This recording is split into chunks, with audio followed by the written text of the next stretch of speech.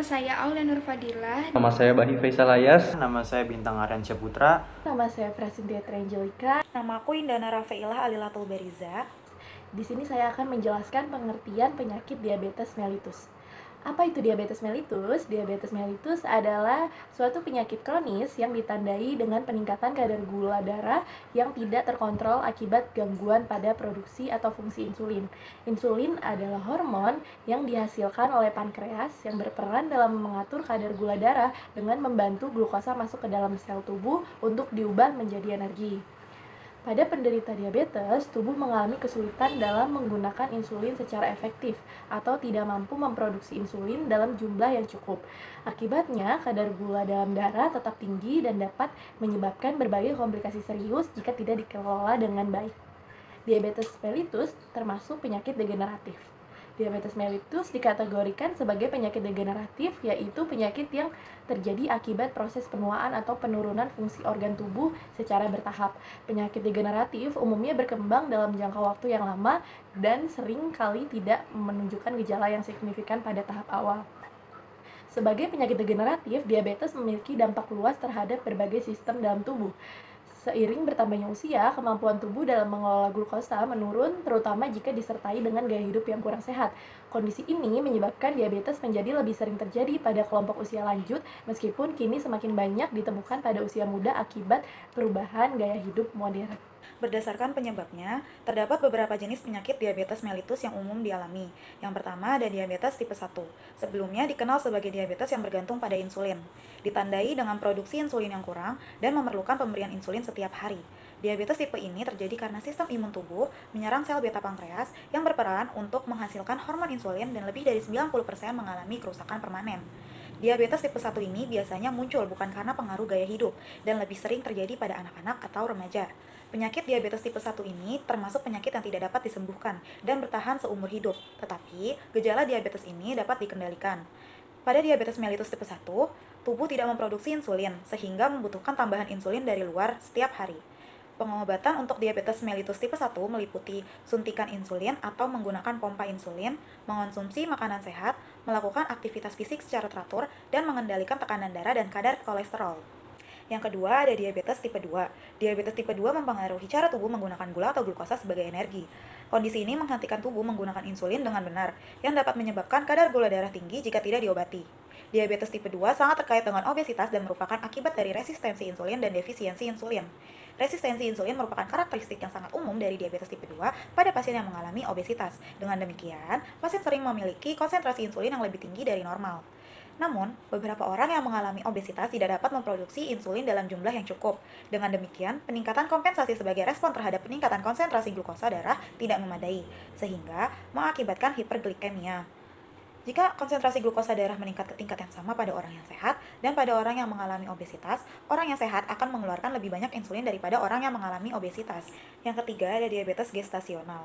Diabetes gestasional adalah kondisi sementara yang berhubungan dengan kehamilan.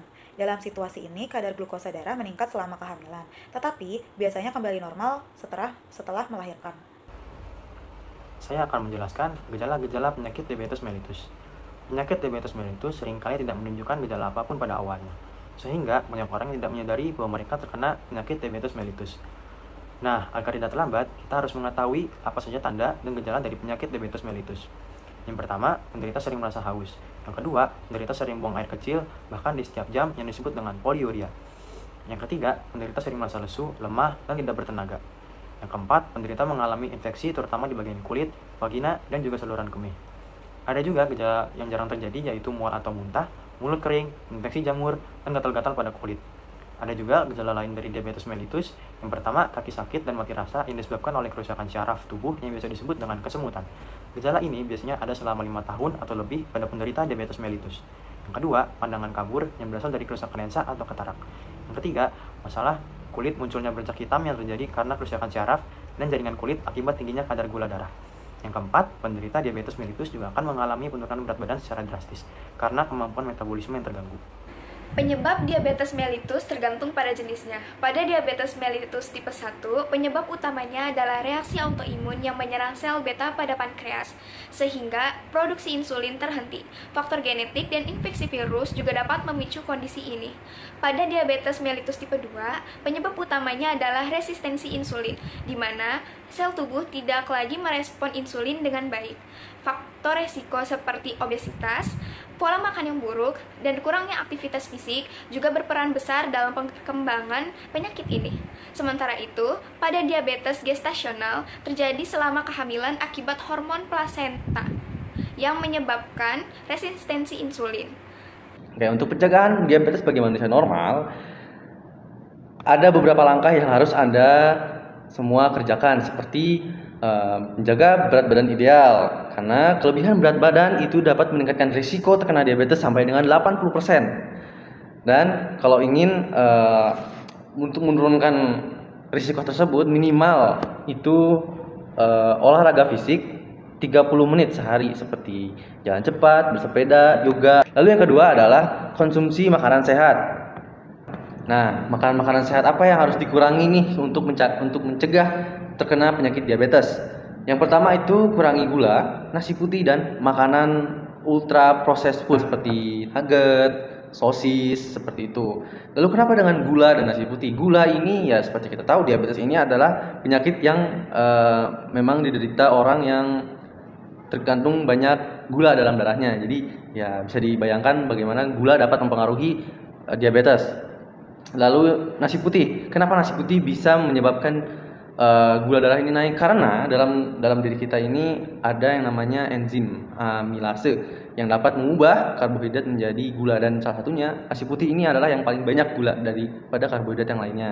Lalu yang kedua, pilih karbohidrat yang kompleks seperti nasi merah, ubi, dan oatmeal gitu. Lalu yang ketiga, perbanyak makan makanan yang serat seperti sayur, makanan yang bervitamin seperti buah, dan yang berpotensi sehat seperti ikan dan tempe. Lalu kontrol gula darah secara rutin sebanyak 6 bulan sekali. Lalu yang keempat, kelola stres dan tidur yang cukup. Karena kurang tidur dan stres ini dapat meningkatkan risiko resistensi insulin dan diabetes. Kemudian adalah cara mengontrol diabetes bagi penderita diabetes. Yang pertama adalah terapkan pola makan sehat dan teratur. Makanan-makanan ini adalah dengan makanan yang indeks glikemik rendah seperti sayur hijau, kacang-kacangan, dan biji-bijian utuh. Makan makanan juga harus dengan porsi kecil tapi sering untuk menjaga stabilitas gula darah. Jangan tidak makan. Yang kedua itu adalah rutin olahraga. Sebagai penderita diabetes, justru kita harus tetap olahraga, jadi bukan diam aja gitu. Olahraga yang meningkatkan sensitivitas insulin dan membantu menurunkan gula darah, seperti jalan kaki, berenang, yoga, atau latihan beban ringan. Yang ketiga adalah minum obat sesuai anjuran dokter. Ya, seperti yang kita tahu, kalau misalnya memang kita terkena diabetes, pasti kita akan berobat. Jangan lupa diminum obatnya. Kalau misalkan memang obatnya belum habis, kalau kata dokter habiskan. Jangan disisakan. Lalu, apa sih penyebab gula darah tidak stabil pada penderita diabetes ini itu? Penderita diabetes mellitus itu bisa mengalami gula darah tinggi atau hiperglikemia, dan gula darah rendah hipoglikemia karena gangguan dalam regulasi insulin dan metabolisme glukosa. Kenapa sih bisa tinggi tiba-tiba gitu? Karena penyebabnya resistensi insulin, dan yang kedua kurangnya produksi insulin, yang ketiga konsumsi makanan tinggi gula atau karbohidrat sederhana, yang keempat kurang aktivitas fisik, yang kelima stres atau penyakit, yang keenam obat diabetes tidak dikonsumsi sesuai anjuran. Nah, kesimpulannya adalah diabetes itu bisa dicegah dengan pola hidup sehat. Bagi penderita diabetes bisa dikontrol dengan pola makan, olahraga, obat, dan pemantauan gula darah. Bagi pasca penderita, tetap waspada, jangan leha-leha karena diabetes pasti kembali. Mulailah hidup sehat dari sekarang juga, jangan sampai terlambat karena siapapun pasti terkena diabetes.